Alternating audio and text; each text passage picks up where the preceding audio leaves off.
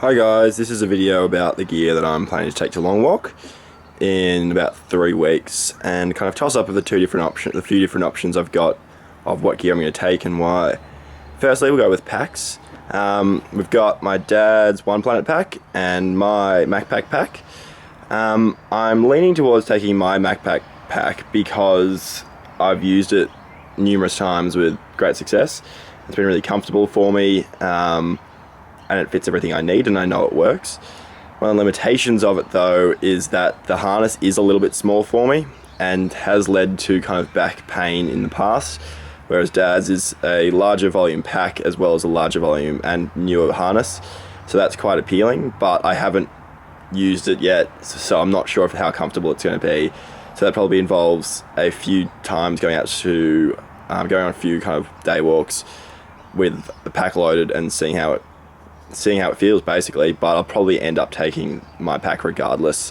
Next, we've got shoes. We've got my Tevas, which are hell comfortable and good for camp shoes and doing any river crossings, and a new pair of a Solo leather Gore-Tex lined hiking boots that I got in for my birthday in around May. I've done a 3-day trip to the Grampians in them and a trip to ACL with them.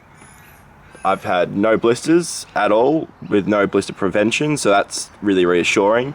I do think I may have got them about half a size too small, because when I'm going down really big slopes with a lot of weight on my back, my toes glance the front of them. So that's one limitation, but I don't think it should be too bad. Next, we'll go to tents and the different options I've got for tents. This is a one-man, One Planet tent. It's good, it's quite tight. When I'm laying down in it, it's not really that much room to move. And it's got quite a lot of weight. I'll be putting the weights up for the various pieces of gear later. But for now, I probably won't take this because it's got quite a lot of weight for the amount of protection it gives you. Here we've got the One Planet Goondy, which I've used on a few different uni trips and I really love, but at the same time it weighs quite a lot, so I don't think I'll take that because I don't think I need to flog it, and I don't think I'll need as much room inside the tent as this will give me.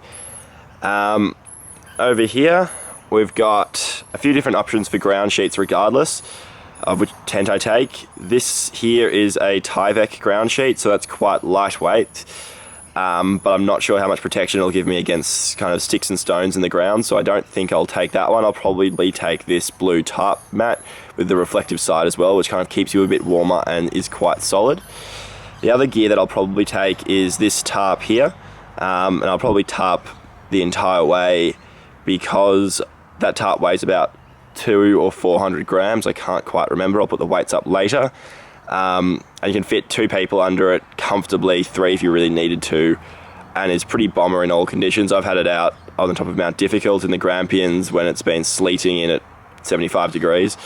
Not really, but it's been really wet.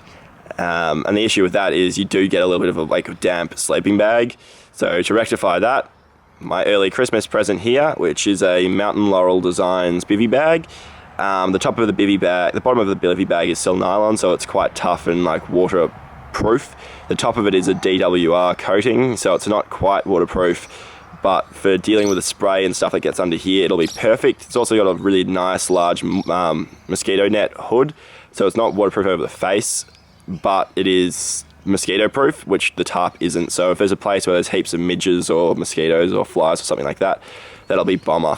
So I'm basically planning on sleep setup taking the bivy bag, the tarp with kind of ropes in it, and that ground sheet. The next part of that kind of tent is my Lecky trekking poles, which will work perfectly up on main range when there's not much trees.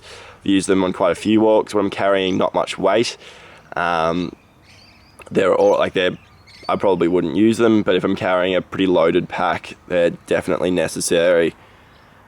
Scooching over to cooking gear, I'm cooking with Morgs and Fergs, so there's going to be a lot of us eating food. This is the stove I'll probably take here. It's a multi-fuel stove. I'll be burning shellite in it. It's very good, it's very loud, but one of the failings of the Whisper lights and MSR designed ones are in the pump and the pump brakes. That's an all metal pump, so pretty reliable about it, and it's also got a tool in the bag to completely pull it apart and fix it. So that can be used with that internal, like that stand as is for a lighter weight, or it can be used with an attachment to fit inside the transier. Inside the transier, it's a bit more stable, and the windshield kind of pushes the heat up around the bottom of the pans a little bit more, so it gets hotter in there, but it does weigh a heap. And I do have a folding kind of aluminium heat shield in there. In terms of bowls to use, because there's 3 of us, I'm thinking that I might take the billy so we can cook enough rice and everything to feed 3 people. But I'm not quite sure if I'll do that or not. I might just take the kind of larger transier bowls. They're stainless steel, so they don't melt and kind of get degraded as fast as the aluminium, which I quite like. Love that cup, fantastic. That's a non-stick transier lid, which I'll probably take as well, regardless of which kind of combination of these things I take. Cook pancakes on it, no worries, without burning them. I've got a quite nice Aldi knife for $7 that some kids burnt the sheath for, so that the duct tape one works quite well. I like being able to use a knife like that for when I'm cutting stuff up if it's greasy, because I don't like getting the grease through my Leatherman or anything like that. And a bent spoon to get the food into your mouth faster. Now we can move on to water. I have an MSR Dromedary here, that's a 6-litre bladder. I think that will do the trick for me. And I'll take a 1-litre Nalgene and another 1-litre flexible Nalgene, which I don't quite have yet. It's in Melbourne somewhere and my dad can't find it. Things about the Dromedary, I'm not sure if I'll take the camelback attachment or not. I'm kind of working on that one. If I take that, I'll probably drink too much water. When I've got the camelback available, I drink more water than I need, which if we've got limited amount supplies of water could be an issue. So I might just leave it with the kind of filler cap on it. The benefits of, that just means I can drink more water quickly, which is good. But that's water, so I'll probably have 8 litres capacity. If I need to, I can probably chuck another Nalgene as well as a flexible Nalgene in there and carry more. That kind of links nicely to water purification. What we've got here is a SteriPen. That takes about a minute to purify a litre of water. Works against viruses and Giardia and most of those kind of bad things in the water. Bad thing about it though is it doesn't filter the water, so any kind of physical contaminants, it doesn't get that. Bang, Sawyer filter, it's down to, I think it says 0.1 microns absolute hollow fiber membrane water filter. That's pretty bomber. It does like 10,000 litres of water, which is more than I'll need. It's very lightweight. It filters everything out of the water with the exception of viruses, which is why I might have to take the SteriPen for some legs of the walk. I think I'll probably use the Sawyer filter though as my primary water kind of purification thing. Occasionally you need to backwash it, which is why the big syringe is there, to kind of keep it clean. One of the bad things about the SteriPen though is it does run on batteries, and batteries do die, and they're not, unfortunately in this one, they're stupid sized batteries, so I'll have to carry a spare just for those, but I might be able to put them in the drop box. Next thing we can move on to is options for batteries. So I've got a Goal Zero charger here, which charges another thing here, which can basically charge either the 4 rechargeable AA batteries in there to use to like power stuff off the USB port. So I can charge things off the USB port, or I can whip out other batteries from my other devices and just put them straight into the kind of, it's got a AA, AAA and a AA bit that fits in there, so I can charge all my stuff if I need it to. But it might be a bit excessive for the amount of electricity I need to use, and it may be worth just taking like a set of batteries for the head torch and another spare in the drop box, so I don't kind of have to recharge them. If I decide to take something and it does need recharging, I could also take a big battery backup. That's got 10,000 milliamps of charge in it, which is like 5 iPhones or something, so it's a heap of charge. So I don't but I don't think I'll need to take that. Benefit of that is, though, it's a lot cheaper and I can just chuck it in the kind of food drop box to recharge all my devices. This bad boy here is my Kindle. I'll probably take that. It's a really good book for reading books on. It's got backlit display.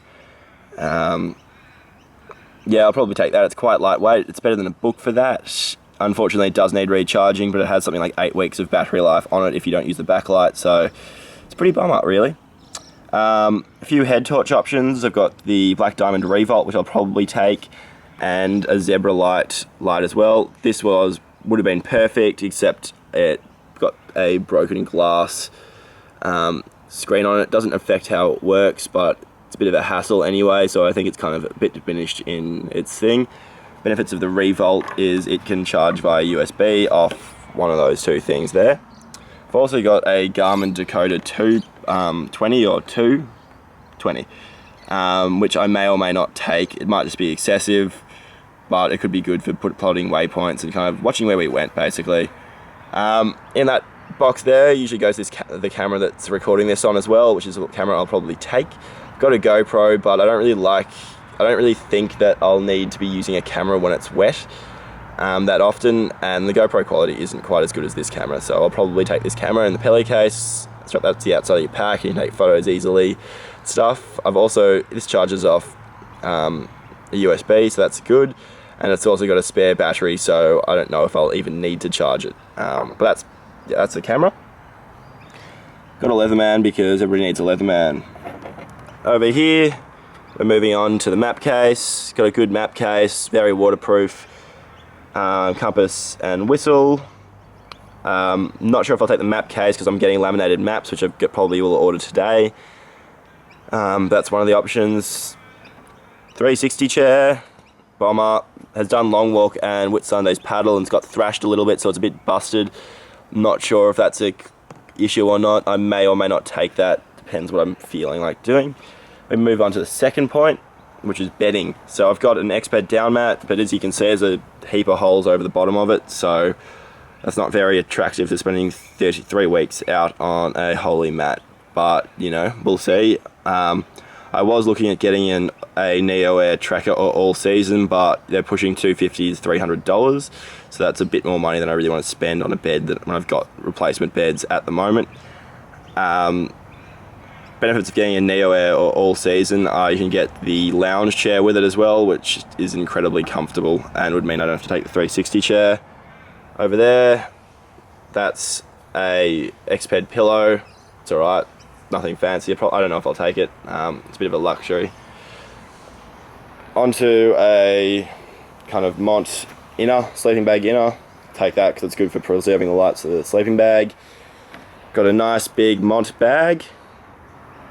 Mont bags, yeah, I was using it in the snow last year down to -8 and was fine in thermals. I think it's probably a bit of overkill for this trip, but you never know, I might need it. I'll probably take this bag here, which is, I was kind of cold at -2 on. It's a Mountain Designs bag, it compresses a lot more, it weighs a lot less. I think its kind of weight ranges down to about 0, it could even be 5 degrees.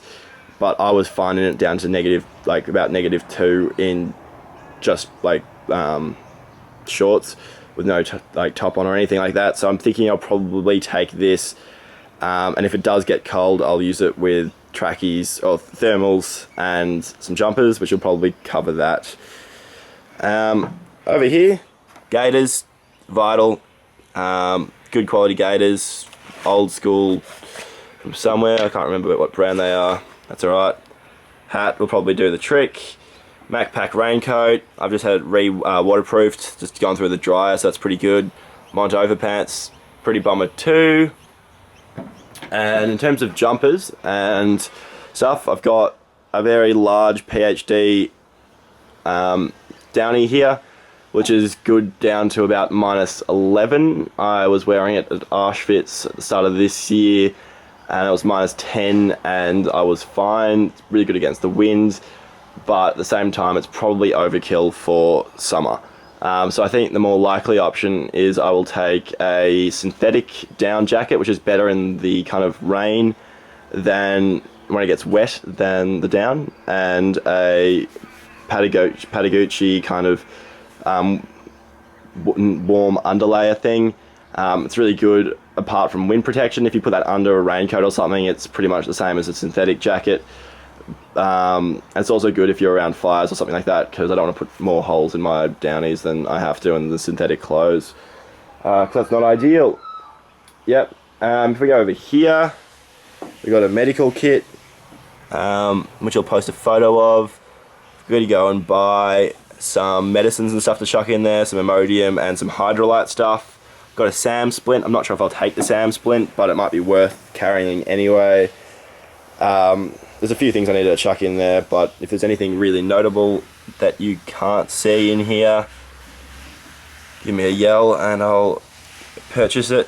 That'll be going in a nice big red dry bag at the top of my pack, so it's super duper accessible. There's probably a few other pieces of gear in here that I haven't included yet. I'm not sure what they are, because I thought I've got covered pretty much everything, but yeah. I'll post a weights and the actual gear being carried in probably about a week or so, when I've worked out what it is I'm actually going to carry. But as it stands, this is about it. Thanks for watching.